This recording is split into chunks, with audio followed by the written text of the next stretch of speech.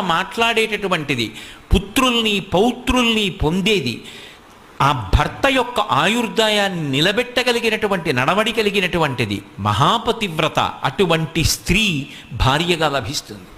లక్ష్మీదేవి యొక్క స్తోత్రము అంత గొప్పదిగా వర్ణింపబడింది. అందులో ఆ తల్లి దర్శనమిచ్చింది. నేను ఎక్కడ ఉంటాను అంటే, కైలాసే పార్వతీత్వంచ క్షీరోధే సింధుకన్యక.